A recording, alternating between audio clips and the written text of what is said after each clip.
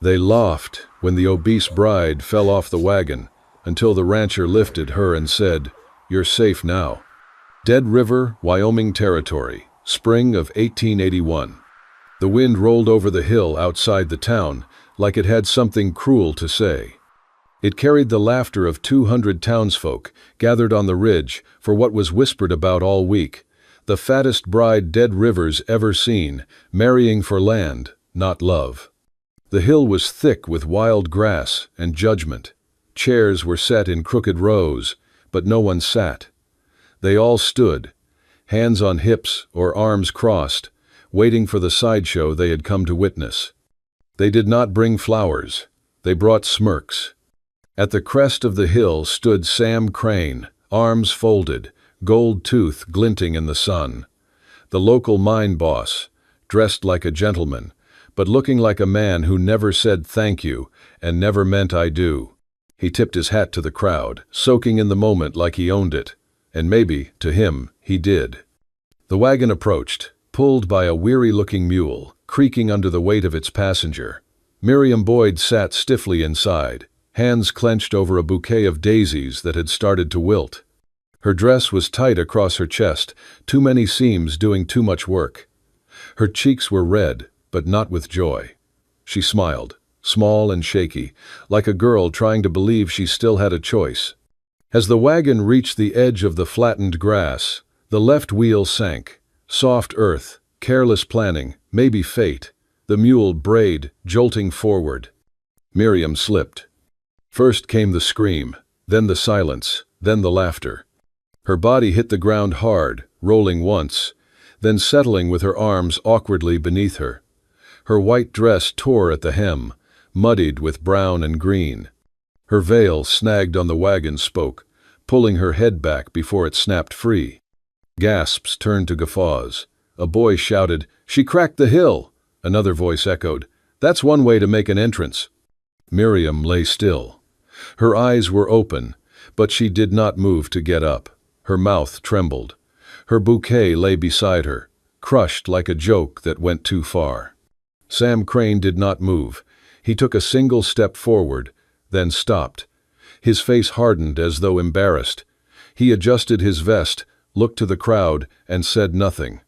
That was when someone stepped out of the crowd. He did not wear a suit or Sunday hat. He wore trail dust and a plain shirt, sleeves rolled to the elbow, revealing arms used to work. Jack Holloway, the rancher from north of the valley. A man not seen much in town, unless there were cattle to buy or a saddle to repair. He crossed the hilltop without hurry. The crowd quieted, unsure. Jack knelt beside Miriam, whose breath was now quick and shallow. He shrugged off his long canvas coat and draped it over her legs, shielding what the torn dress could not. Then he slipped his arms under her. She gasped, "Do not, please." But he lifted her anyway, effortlessly, carefully, as if she weighed nothing more than dignity. "You're safe now," he whispered. Then he turned to the crowd, holding her as if she were made of glass and fire. "She ain't a joke," he said, his voice carried clean, with no need to shout. "She's mine." For the first time that morning, no one laughed. Jack Holloway did not wait for applause. With Miriam in his arms, he carried her down the slope, past the stunned crowd, past Sam Crane's frozen smirk. No one dared stop him. He helped her onto his dun gelding, swung into the saddle behind her, and spurred the horse toward the trees west of town, toward safety, or at least distance. But Sam Crane did not like losing, and certainly not in front of a laughing crowd. By the time Jack and Miriam reached the old three-way fork outside town, 2 riders blocked the path. They were not townsmen. They were hired muscle. One tall and rail-thin, the other thick as a tree stump. Wade Cutter and Lyle Gentry, men known for breaking knees and fixing elections. "Well now," Wade said, easing his horse closer, "the runaway bride and her knight in dirty denim." Lyle cracked his knuckles, resting a hand on the pistol at his hip. "Boss says you're takin' what ain't yours, Holloway." "She is not his to take," Jack replied, voice low. "Move aside." Lyle sneered. "That piece of paper she signed, marriage or sale, depends how you read it. And Sam reads it one way." Then tell him to learn to read better, Miriam snapped. Wade laughed. Big words from a woman who just fell off a wagon. Miriam's fingers curled around the saddle horn. Jack shifted slightly, ready. Lyle leaned forward, spitting to the side. Hand her over, Holloway, or give up the North Ridge. Your land's part of this now. Jack's eyes narrowed. I'm not trading soil or souls today. Suddenly, Miriam twisted in the saddle. Without warning, she snatched a long stick from the firewood bundle tied behind them. A thick branch used for hauling, swung it with all her weight, and cracked it across Lyle's shoulder. He cried out, nearly falling from his horse. Jack moved at once. He spurred the gelding forward, turning the beast sideways and lashing his riding crop across Wade's wrist, sending the man's pistol flying. Chaos erupted. Wade reached for his reins, too late. Jack's horse reared, hooves flashing. Lyle staggered back, cursing, one hand on his shoulder. Miriam raised the stick again. Try it, one more insult, see what you get. The two men hesitated, stunned, not by her size, but by her fury. I'm not a joke, Miriam said, her voice ringing through the trees. Not yours, not anyone's. Jack reached back, took the reins tight. Hold on. They galloped past the men, into the trees, disappearing down the path toward the ravine. Hooves thundered. Dust rose. Shouts faded. Behind them, Wade nursed his wrist. Lyle cursed and spat blood. Sam Crane arrived moments later, red-faced and breathless. He stared at the dust trail with pure venom in his eyes. Go after them, he growled. Bring them back, or don't come back at all. But by then, Jack and Miriam were gone, vanished into pine and shadow, together on a horse not meant for fairy tales, but for flight. Deep in the woods, hours after the chase, the sun dipped low, brushing the treetops in burnt orange. Jack led the horse into a grove where a hunting shack leaned against itself like an old man with bad knees, weather-worn planks, a sagging roof, but shelter all the same. He helped Miriam down. She winced, her ankle stiff, but said nothing. Inside, dust hung in the air like old memories. A broken stool, a shattered lantern, one blanket in the corner. Jack moved wordlessly. He gathered dead branches, cleared a space in the hearth, and coaxed a small fire to life. The orange glow cast long shadows on the walls, flickering like stories waiting to be told. Miriam sat near the fire, legs curled beneath her, the remains of her torn wedding dress pooled around her like a wilted flower. She pulled a sewing kit from the lining of her skirt, habit from a life that did not expect kindness, and began to mend the fabric, stitch by careful stitch. The only sounds: fire crackling, wood settling, and breath, slow and uneven, from two people who had run too far, too fast. Jack placed a chunk of log on the floor beside her, brushed it clean with his sleeve, and nodded. For your feet, he said simply. She blinked, then tucked her boots onto the log with a tired nod of thanks. Silence again, not empty, just full of everything unspoken. After a while, Miriam spoke. When I was little, she began, eyes on her needle, I used to play bride, took Mama's curtains, tied them around my head like a veil. I'd marry invisible men behind the chicken coop. Jack chuckled softly. She continued, Back then, I thought being a bride meant someone looked at you like you were the only thing that made sense. She paused, thread trembling between her fingers. Not like today, not like being sold for land and laughed off a wagon. Jack sat on the floor across from her, legs stretched out, palms flat on the dusty boards. I used to wish someone look at me, he said, and not ask about how many acres I owned or how much cattle I had left to trade. Their eyes met, not in pity, in recognition. You're not what they say, Jack added. And you? She asked. I'm not what they expect. The fire popped between them. A pine branch released a little spark. Miriam tied the last knot in her thread. The rip on her dress would never disappear, but it was closed now, like a wound that could finally scar. She looked up. No one's ever helped me up before, she said. Not like that. Not without expecting something after. Jack didn't answer. He didn't have to. He reached into his coat, pulled out a small tin, and handed it to her. Inside, honey lozenges wrapped in wax paper. "For your throat," he said. "All that yelling." Miriam laughed for the first time. It was quiet and cracked, but it was hers. Outside, the wind whispered through the trees, like it had nothing left to say. Inside, they sat beside the fire, not touching, not speaking. But slowly, the silence between them softened, not empty now.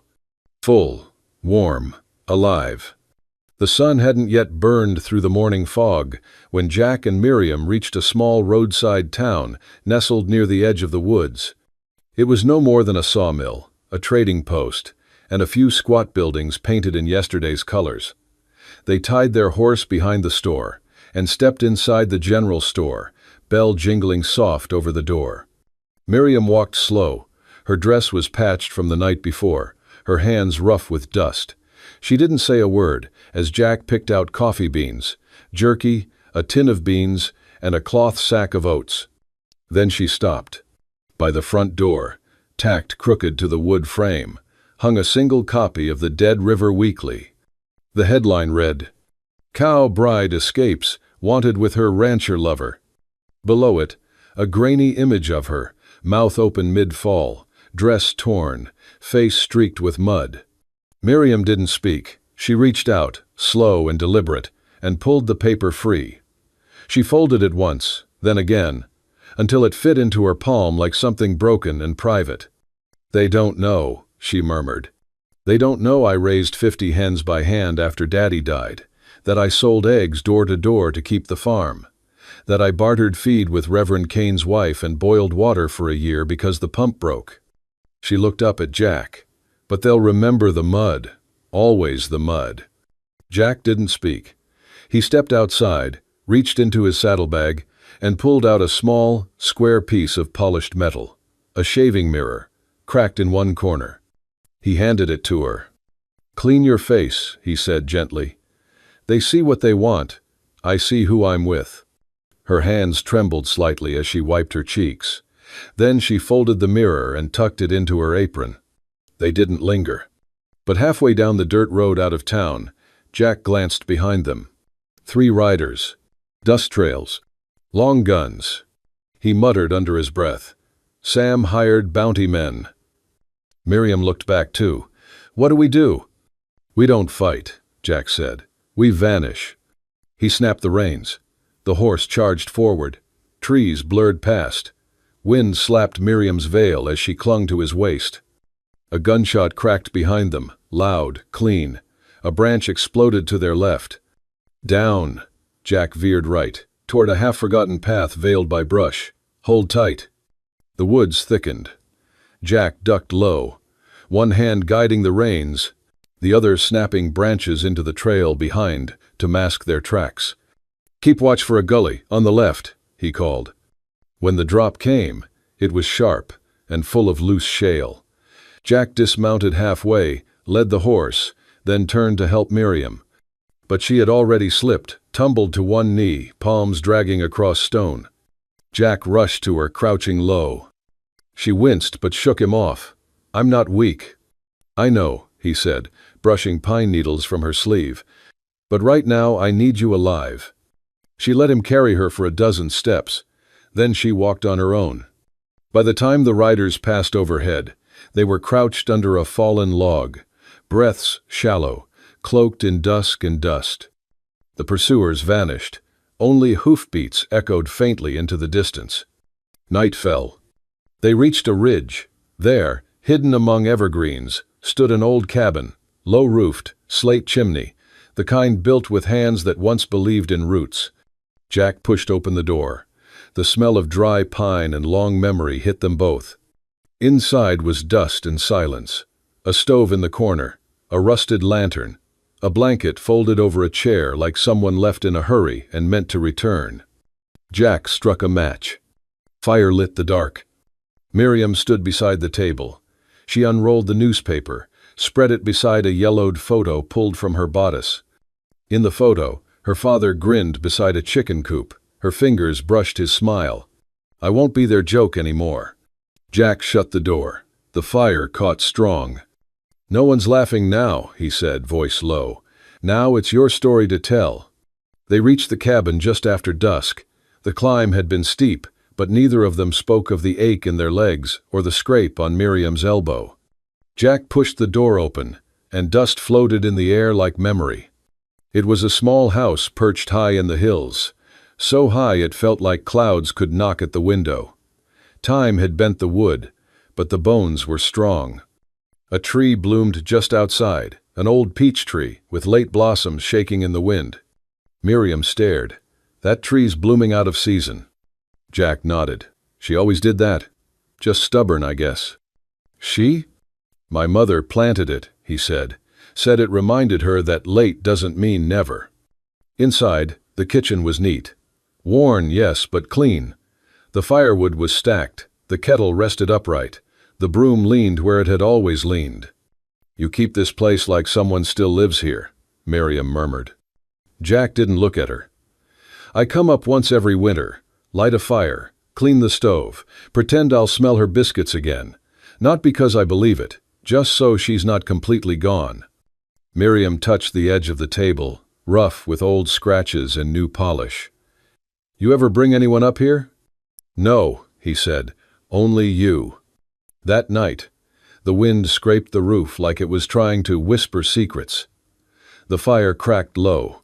Miriam sat wrapped in a blanket, her dress still smudged from the trail. She hadn't touched the stew Jack made.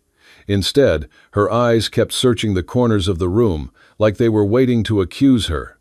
Finally, she asked, voice low, You didn't come to that wedding because you pitied me, did you? Jack looked up from the fire. His eyes were tired but clear. No, he said. Then why? She pressed, staring at the flames.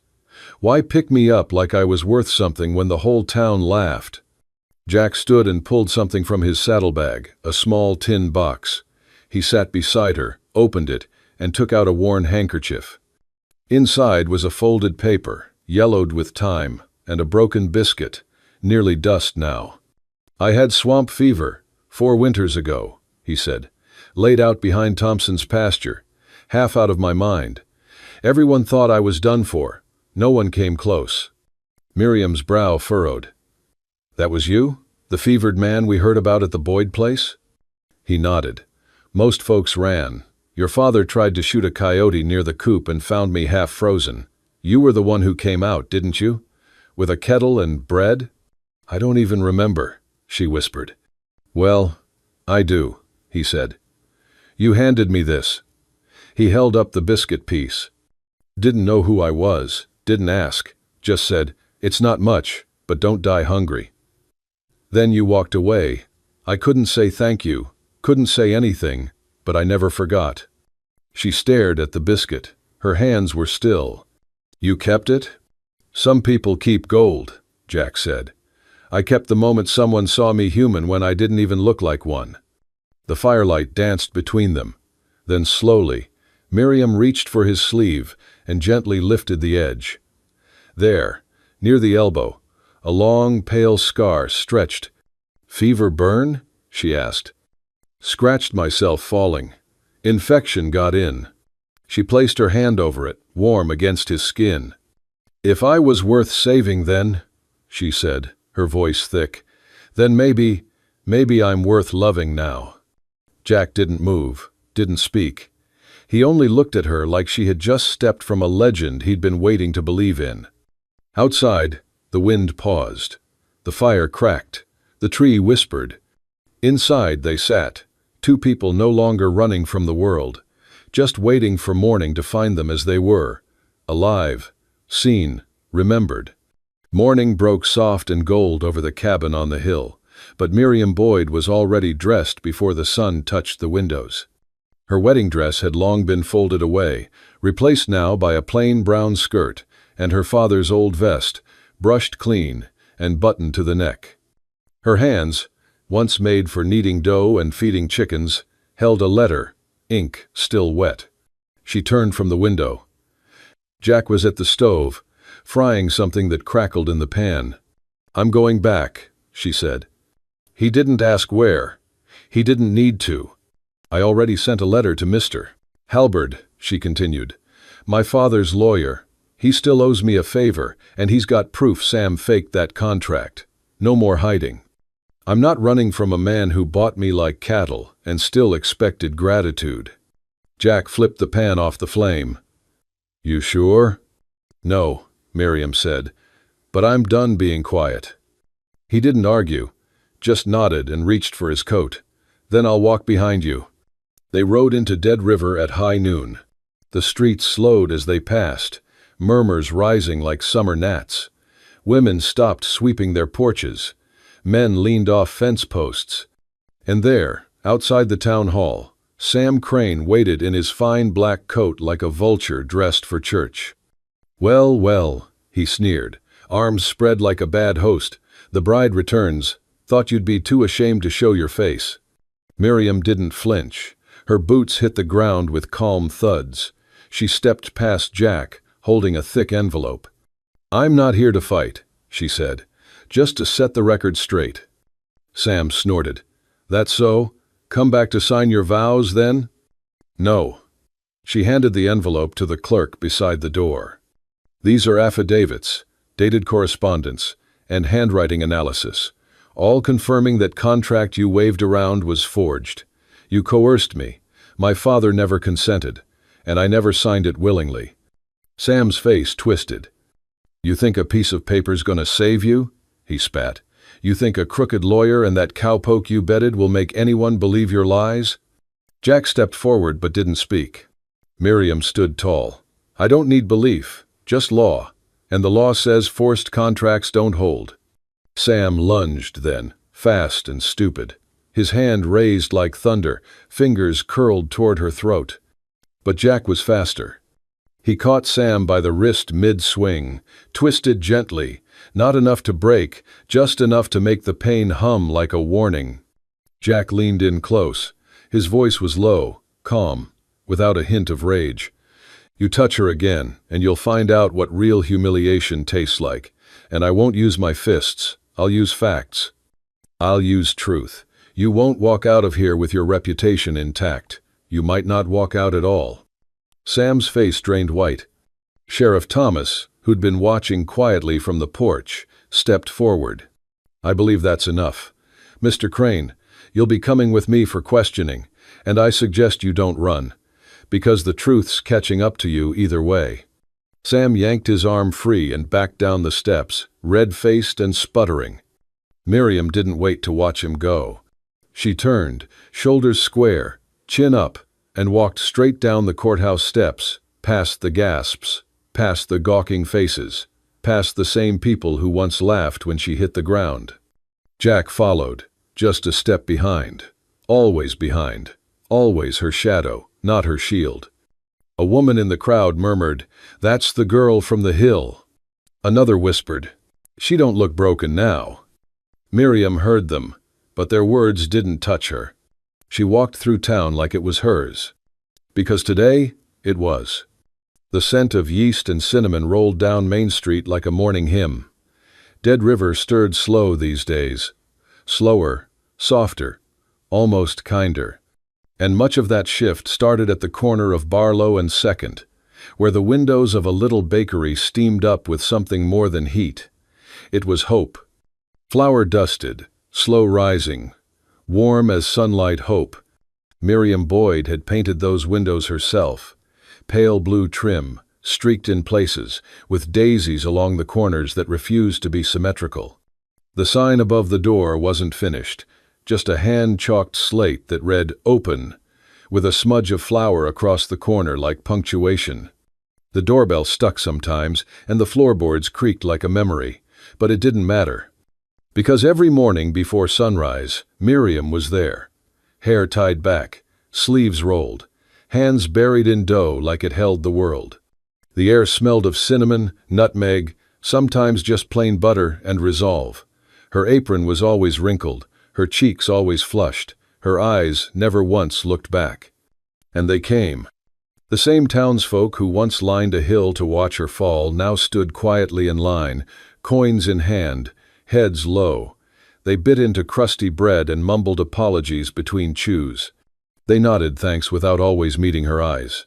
No one said it outright, but every loaf bought was a kind of penance, every biscuit a confession. This was repentance paid in sourdough and sweat. Some gestures went beyond words. A hand-knit potholder left on the counter. A jar of jam with sorry carved into the lid. And once, a note folded beneath a lemon tart. For what I said on the hill, I was wrong. Your bread tastes like courage. That afternoon, with the last tray cooling and golden light slanting through flour-dusted air, the door opened again. Jack Holloway stepped inside. He didn't speak at first, just stood in the threshold, boots caked with trail dust, holding something under his arm wrapped in brown cloth. The room smelled of nutmeg and quiet. Miriam looked up from wiping the kneading table. "We're out of cinnamon rolls," she teased, voice warm and tired. Jack shook his head. "Didn't come for sweets." He stepped forward and laid the wooden board gently on the counter. Unwrapped, it was smooth pine, polished at the edges. Carved across the front in careful, unsteady lettering were the words, "J. Bakery, Bread and Brave Women." Miriam stared. Her fingers, still slick with butter, trembled slightly as she traced the carved letters. Jack cleared his throat, eyes fixed on the board. "I ain't got a ring," he said. "Never been good with fancy words, but I thought maybe this could count." He paused, then added, voice barely above a whisper, "If I could be the first loaf you sell each morning and the last glass of water you sip at night, that'd be enough for me." Miriam didn't speak. She stepped around the counter, reached for his hand, held it tight. Then she laughed, deep and sudden and honest. It rolled through the room like thunder over wheat fields. And behind the laugh came tears, quiet, hot, steady. "You fool," she whispered. "You said it exactly right." She placed his hand over her heart. "I'll say yes, but not as someone's wife. I'll be your partner. In bread, in work, in the business of not giving up." Jack nodded. He didn't need more. That evening, just before sunset, they hung the wooden sign above the door. It was crooked, the string frayed. But it was theirs. The sun hung low over Dead River, casting long golden shadows across Main Street, where laughter drifted, not cruel, not cutting, but warm and unguarded. It was the anniversary of a fall, and Miriam Boyd had baked 3 dozen pies to celebrate it. She called it "The Day I Hit the Ground and Got Back Up." Flyers had been slipped under shop doors and pinned to fence posts. No charge, no speeches, just bread, cider, and something that felt like forgiveness. The hill where it all began was gentler in spring. Wildflowers had crept in around the path, softening the memory of trampled grass and gawking crowds. A wooden stage stood near the crest now, borrowed from the church and draped in checkered cloth. Folding chairs circled close, filled not with gawkers but neighbors, some sheepish, some proud, all curious. Jack Holloway stood behind a small podium with a sheet of paper in hand. His voice was steady, but his ears were pink. "She once told me," he began, "that she wanted to be a bride since she was a girl, but not bought like a prize pig, not pitied like a wounded stray. She wanted to be chosen, and she was. By herself, first." The words were simple, a poem without rhyme. He spoke of butter and firelight, of a woman who had been laughed at and who now laughed last, while handing out apple tartlets to the same people who once looked through her. When he finished, there was a pause. Then someone clapped. Then everyone did. It wasn't loud, but it was real. Miriam stood off to the side, apron tied over a yellow cotton dress, face flushed from the heat of the oven, or maybe from something deeper. She stepped forward, wiping her hands on a towel that still smelled faintly of cinnamon. An old woman near the front leaned toward her granddaughter and whispered, not quietly, "I called her a cow once, fool that I was. Now I tell this little one, learn to bake like Miss Boyd." She baked her way out of shame. The granddaughter nodded solemnly. Miriam caught the words. She didn't flinch. Just looked toward the hilltop, the same slope where she'd once landed in the mud, with her skirt torn and her pride bleeding out into the dirt. Now, it held picnic blankets. Children rolled down its sides, laughing for the joy of it. A sign stuck near the trail read, "Watch your step, but know you can stand again." She turned to Jack, who offered her a plate and a grin. "I never thought I'd thank a wagon wheel for getting stuck," he murmured. She laughed, shaking her head. "You're still terrible at romantic lines." "I'm a rancher, not a poet."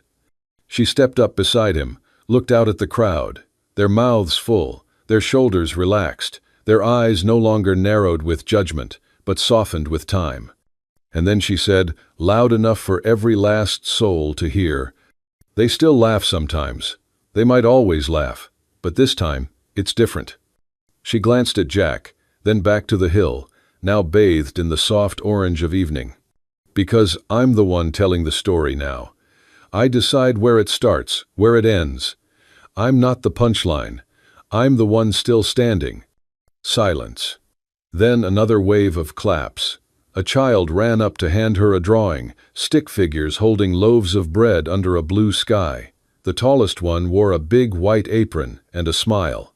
Miriam knelt, hugged the child gently, then looked around once more, at the people who had watched her fall, and at those who helped her rise. She smiled, not out of pride, but peace. That night, as the lanterns flickered and the cider ran out, someone strummed a guitar. People danced slow. And up on the porch of the bakery, beneath the wooden sign carved with M&J Bakery, Bread and Brave Women, Miriam and Jack sat side by side. No one laughed. They just listened. If that story stirred something in you, if you felt the mud on Miriam's dress, the fire in Jack's voice, or the quiet pride of standing tall where you once fell, don't forget to hit that hype button and subscribe to Wild West Love Stories. More tales of grit, grace, and gut-punch romance are riding your way, because out here, love is earned, scars are honored, and nobody walks home alone. We'll see you at the next sunset.